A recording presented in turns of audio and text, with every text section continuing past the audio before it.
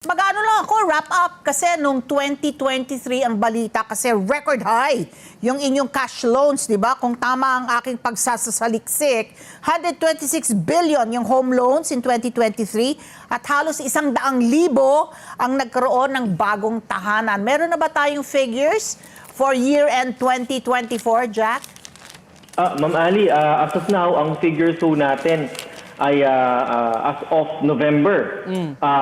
Ngunit as of November, what we can say, Ma'am Ali and Ma'am Pat, as always, at sana po, wag po kayong magsawa sa balita namin, na ang balita ko namin sa inyong Pag-ibig Fund ay again, napakaganda po ng performance po ng inyong Pag-ibig Fund. And pagkakataon ko po itong magpasalamat na rin, Ma'am Ali, Ma'am Pat, sa inyo at sa lahat po ng ating mga miyembro.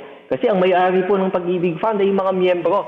At dahil po sa suporta ho ninyo, sa pagtangkilik po ninyo sa aming mga programa, ay patuloy pong namamayagpag po at mahusay po ang performance ng inyong Pag-ibig Fund. Isang patunay ho dyan yung amount o yung kabuang hinulog ng ating mga miyembro sa Pag-ibig Fund. Record high. As always, record high po. 121 billion as of November. 121 billion pesos as of November. Yung total assets rin ho natin umabot at lumagpas na rin sa 1 trillion pesos. Letter T po, trillion. Wow. Lagpas 1 trillion pesos na po. At yan nga po, bunga po yan ng suporta at pagtangkilik at tiwala. Yun po ang mahalaga, yung tiwala po ng ating mga miyembro sa Pag-ibig. Ayun, may follow-up lang ako doon. Okay, go ahead. Kasi parang fresh from ongoing pa nga itong kontrobersya sa PhilHealth na ang laki-laki ng pondo ng PhilHealth. Gastusan nyo naman yung mga miyembro nito. So yung in the same vein, na mahigit 1 trilyon na ang pondo nyo, baka sabihin naman bakit hindi nyo ipautang yan sa mga miyembro para magkabahay sila? Mandato po natin, Ma'am Ali, na yung pong nakokolekta po ng Pag-ibig Fund, yung pong ipon ng ating mga miyembro, yan din po ang siyang pinapahiram natin sa ating mga miyembro para po sila ay magkaroon ng sariling tahanan o kung di man ay makapagpatayo ng kanilang sariling tahanan o kung hindi rin man makapag-prepare to have their own homes. Kasi po yung housing loans natin, Ma'am Ali, Ma'am Pat, maaari po yung gamitin to purchase a residential unit, house and lot. Maaari po silang mag-purchase ng condominium unit. Maaari din po silang magpatayo o magpa-construct ng kanilang bahay sa lupa na kanilang pag-aari.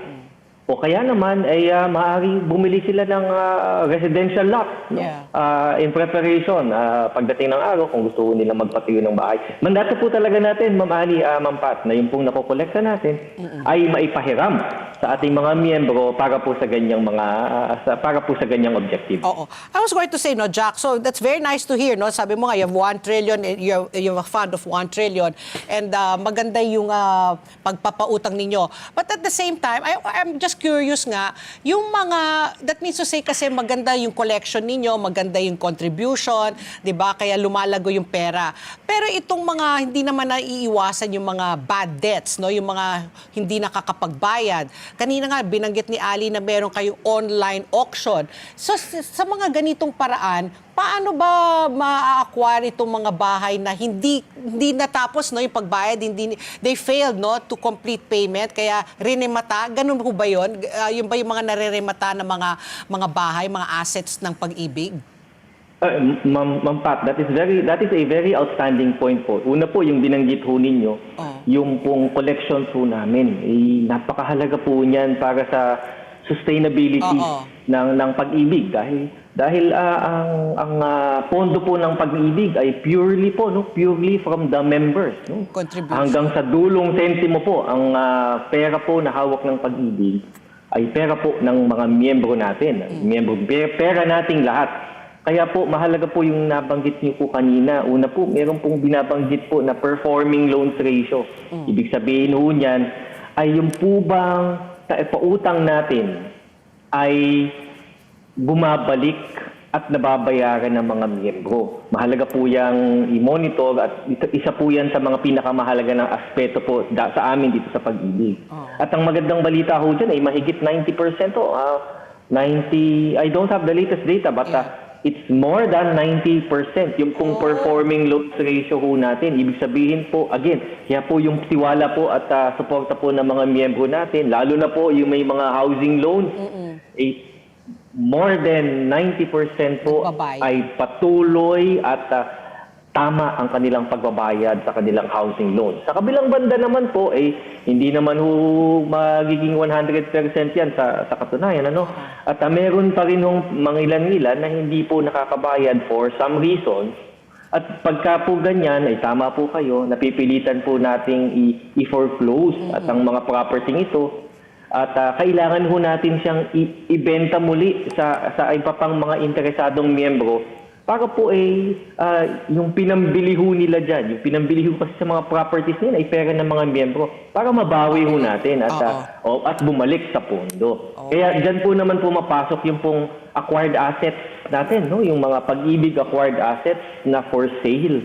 At ito po ay available via public auction at ito po ay ginawa na rin ho namin online para po kahit nasaan man ang ating mga miyembro na interesadong makabili ng Pag-ibig acquired asset ay magagawa po nila. Let's get together. Sunnet 25. Sunnet 25.